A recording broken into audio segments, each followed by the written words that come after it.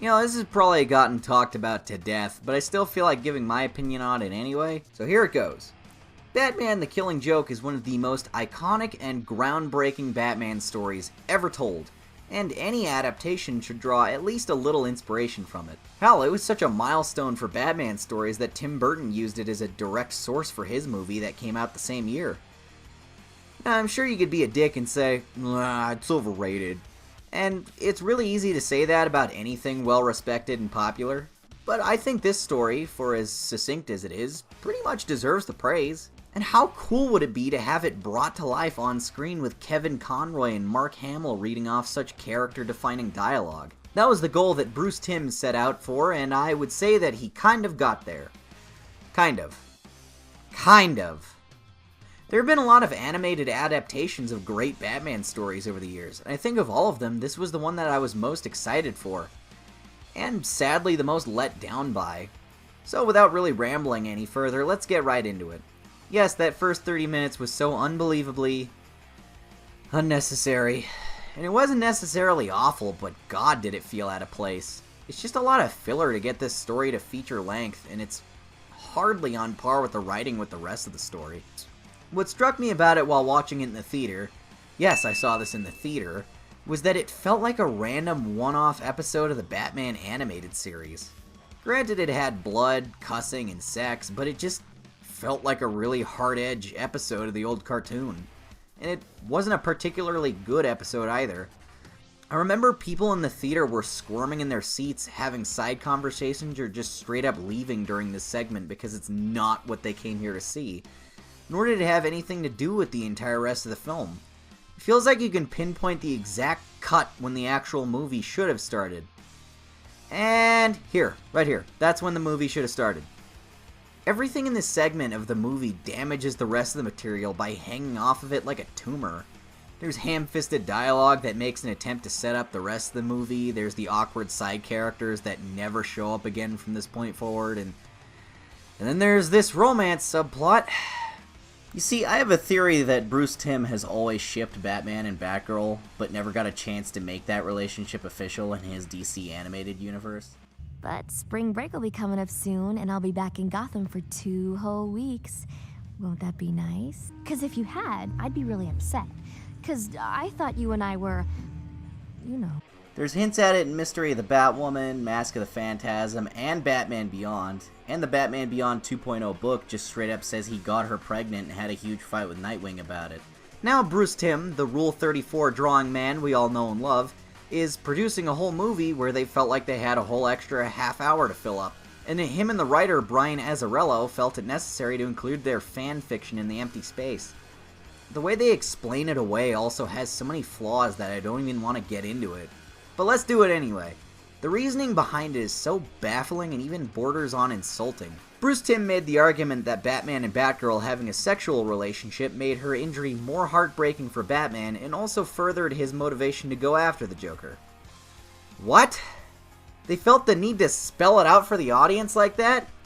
It doesn't take a rocket scientist to understand that Batman cares about his friends and family, and having them be a kinda, sorta couple only really ruins the power of the story. It was written to communicate that Batman can't save people around him from unprovoked tragedy, especially when they aren't in costume. Barbara wasn't targeted because she was Batgirl. She was targeted because she was Commissioner Gordon's daughter and served as a way to ruin his life to make a point. He was trying to hurt Batman by going after Commissioner Gordon. Forcing it down our throats that she was Batgirl the whole first 30 minutes undermines that idea that life can get fucked over pretty hard by any random circumstance. Her being Batgirl had nothing to do with what happened, and making such a big deal out of it was honestly a pretty dumb decision. This whole debacle of an opening basically just boils down to, how could two people care about each other unless they're having sex? It also generally complicates the relationship between all the characters involved. Hey, Jim. I have nothing but respect for you, and you're one of my best friends out there in this crazy life of crime fighting. Also, I fucked your daughter, but best friends still, right? Now, to be fair, one could make the argument that Batman sees a parallel between his unhealthy relationship with the Joker and Batgirl's stuff with Piper Paris France. I'm not here because of what was found today. I'm here because I need to be. If there's any praise I can give this, it's that it gives Batman a concrete reason for getting all sentimental and wanting to go chat with the Joker instead of just pounding his face in. Because he sees what he could have become given enough time and obsession. He realized he was building to the exact same kind of breakdown. There's also the obvious parallel between Paris and Joker both wanting desperately to have sex with their Bat-themed counterpart.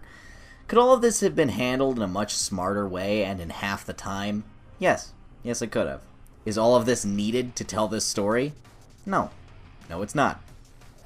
Now, aside from the cringe-inducing B-plot, there seems to be a lot of minor notes in the story that were inserted to add to the running time.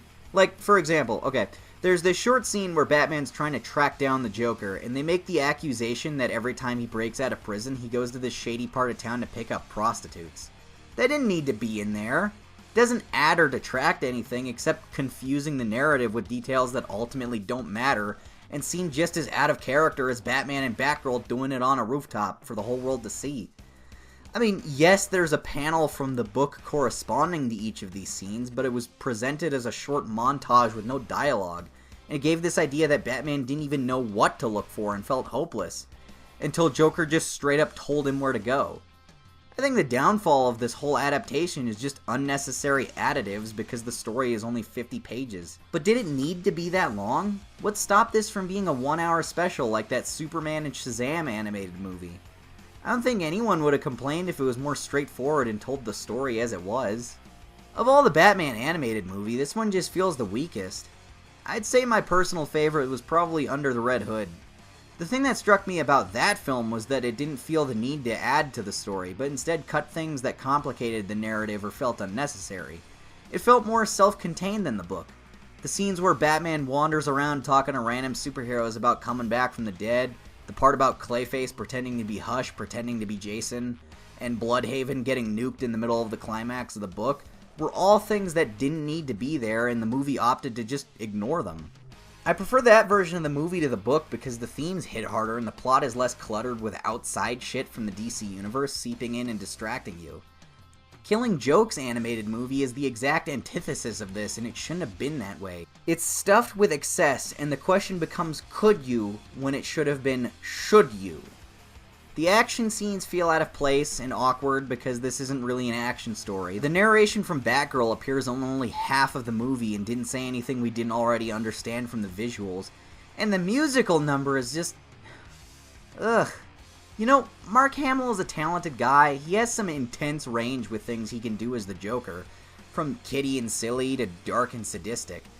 And this was one moment that did not require kiddie and silly. The song in the comic didn't have a tune and could have been interpreted a lot of ways, but I think slow and creepy would have fit best with the scene, which Mark Hamill can do in shades. Just look at the credits for Batman Arkham City where he sings Only You. Only you can make this world seem right. And the images of them dancing on the screen could have just been random footage he had from beforehand instead of fully choreographed dance sequences. The behind-the-scenes footage has the musical directors talking about how they wanted the scene to have an upbeat song with horror elements. Because he's a fan himself, he understands how people generally feel about the Joker and who they think the Joker is, that in the context of the movie, this was going to be the most horrific part of the movie. Just because the lyrics are grim doesn't mean it's a sad song. Just listen to the Elton John song about suicide.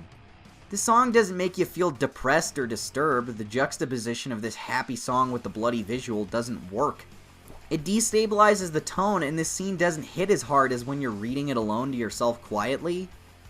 Without sounding too bitchy, I want to bring up that I came off of this being very happy with the flashback scenes to one of Joker's supposed origins. These scenes were brilliantly accurate, and they really showcased Mark Hamill's ability to turn his persona on a dime. He sounds like such a troubled, normal guy, and the events in the Ace Chemicals building are very intense and traumatic. It's probably my favorite rendition of this scene ever, from the 1988 film to the Red Hood version to the Arkham Origins perspective, all the way to Scott Snyder's version of it in Zero Year. I think this one hit the mark perfectly, and I just wish the rest of the movie could meet the standards set by this scene. The story itself is chock full of problems, but I think something else that holds it back is the animation. There are a lot of spots where it looks a little wonky or just boring to watch. I think the matter isn't helped by the fact that this clearly tried to mimic the art style of the deluxe edition of Killing Joke, where they basically removed all the color and everything looks dry and dull as opposed to the flashy and stylistic colors of the original version of the book. Someone on YouTube even went so far as to reanimate the trailer to look like the book version of that, and that's far more pleasant to watch. Go check out that video, that guy did great work on it. The ending feels appropriately abrupt for the story, and I appreciate the voice acting most for this scene.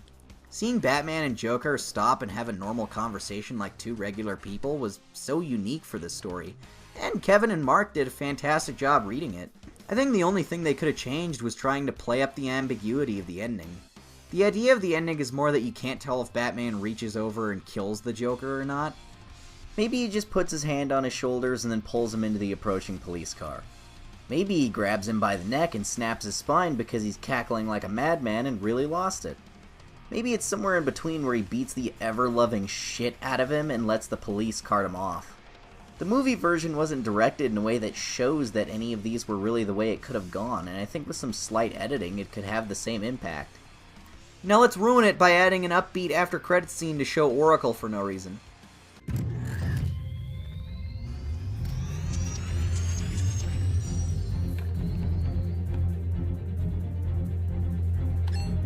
Right then, back to work. Oh, come on!